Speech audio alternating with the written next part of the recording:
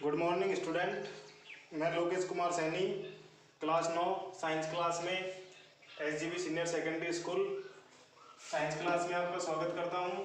तो हमारे पहले चैप्टर का नाम है हमारे आसपास के पदार्थ। ठीक है, हमारे आसपास के पदार्थ, जो भी हमारे आसपास जो भी सामग्री है उसको हम क्या कहते हैं? पदार्थ कहते हैं। ठीक है, हमारे आसपास हम बहुत सारी पदार्थों से घिरे हुए हैं जो हम दैनिक जीवन में काम में लेते हैं, यहाँ तक कि हम श्वास लेते हैं। ठीक है, तो उसमें भी हम बहुत सारे कण हैं, श्वास के साथ अंदर जाते हैं, वो सभी क्या हैं?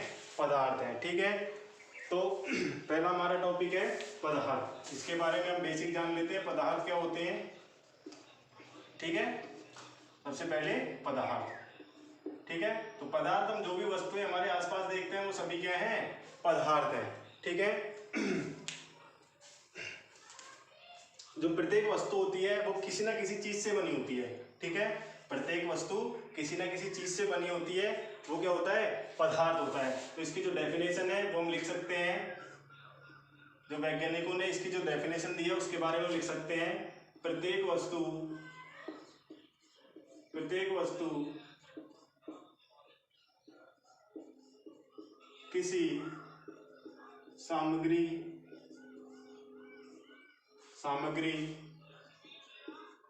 से बनी होती है, सामग्री से बनी होती है, जिसे क्या कहा? जिसे पदार्थ कहा गया। पदार्थ कहा गया। ठीक है, तो जो प्रत्येक वस्तु है वो किसी ना किसी चीज से या कण से या सामग्री से बनी होती है, जिसे कि क्या कहा गया? पदार्थ कहा गया।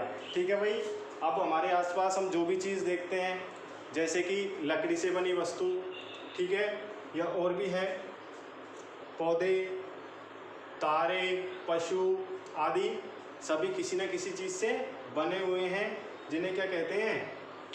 जैसे रेत के कण, ठीक है, उससे सभी क्या बनते हैं? पदार्थ बनते हैं। ठीक है, आज हम इसके बेसिक के बारे में जानेंगे, कल से इसके बारे में डिटेल पढ़ेंगे। अब देखो, पदार्थ हम जानते हैं, आपने पढ़ा होगा पहले भी शायद, कि पदार्थ की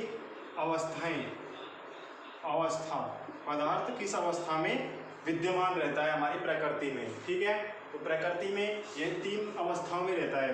पहला ठोस, द्रव, गैस।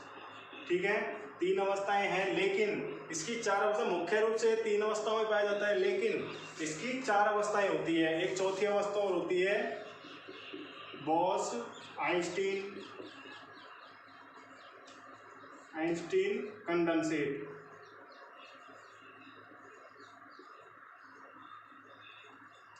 ठीक है,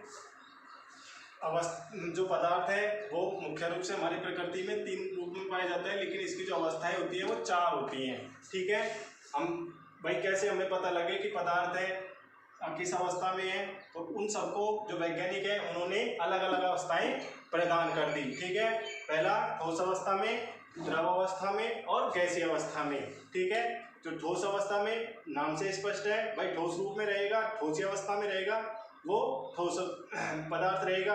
और जो द्रव अवस्था में यानी कि लिक्विड अवस्था में वो रहेगा, वो किस अवस्था में रहेगा? पदार्थ द्रव अवस्था में। ठीक है, और गैसीय अवस्था में, जो गैसीय अवस्था में रहेगा वो गैसीय अवस्था में पदार्थ रहेगा। ठीक है, और चौथी है बॉस आइंस्टीन कंडेंसेट। ये खुद एक वैज्ञानिक के नाम पर अवस्था है। ठीक है, जिसने उन पदार्थों को नाम दिया।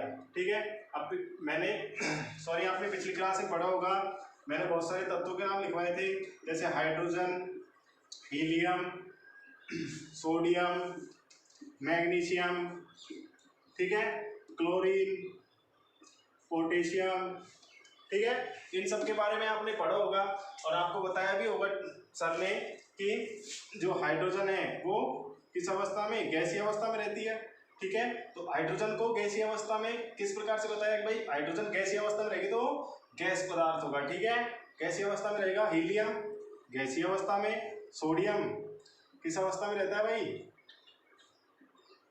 सॉलिड अवस्था में यानी कि ठोस अवस्था में। मैग्नीशियम सॉलिड अवस्था में। क्लोरीन गैसीय अवस्था में पोटेशियम सॉलिड अवस्था में, ठीक है।